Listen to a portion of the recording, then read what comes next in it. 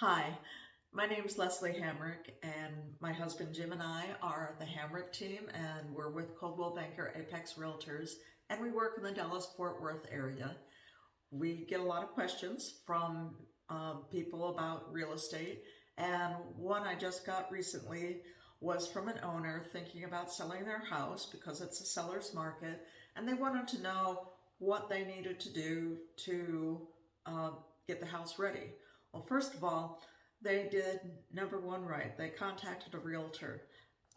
Not to be self-serving, but let's face it, realtors are going to know more about what your competition is doing so you can be competitive. They're going to know what buyers like, what buyers dislike, and they're going to be much more objective about the property. Secondly, you want to make people feel comfortable when they come into your house. So things that you should be doing would be decluttering, depersonalizing, and doing a deep clean. Uh, People like to linger, but if it feels too cluttered, too personal of a space, um, it's an uncomfortable feeling. It feels like they are invading someone else's home, and they don't want to linger as much as a house that they feel more neutral in. So all of those things are going to be really, really important. As far as closets go, I like to say closets should be no more than half full. I know that sounds maybe unreasonable if you have a small house, but think about it this way.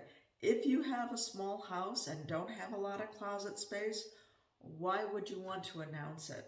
Um, Put some things in boxes, things that are out of season, things that you can do without for a while. It's also a great time to purge, whether you toss, donate, or sell, get rid of some things in preparation. After all, last thing you want to be doing is dealing with it right before the move or having to pay to move things that you're eventually going to get rid of anyway. Kitchen counters should be cleaned off. You want to emphasize how much workspace there is. A cluttered kitchen countertop is going to make it feel like a small kitchen. Uh, Next thing I would work on is curb appeal.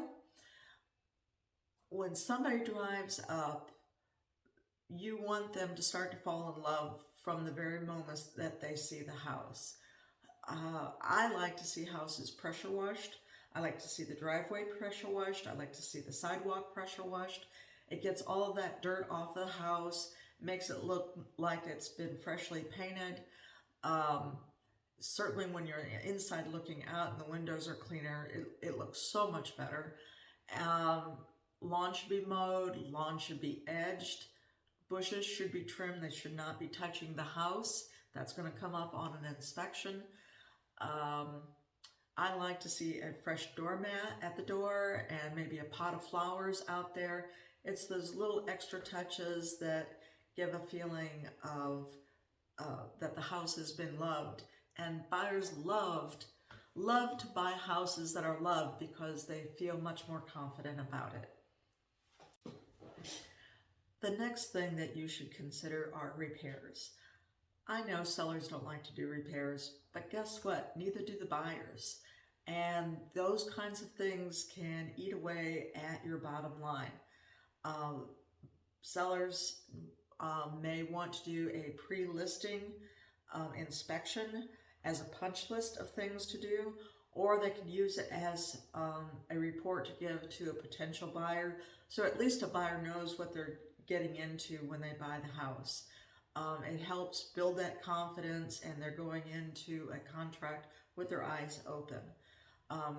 Inspections don't always catch everything, but it's a good place to start. But keep in mind, it is any projects that need to be done is going to affect what you are going to get for your home. Staging would be the last step. Staging, along with great photography, is going to inspire people to come and see your house. You can hire a company, of course, to stage for you, or talk with your realtor and they can make suggestions or might be able to help stage your house for you.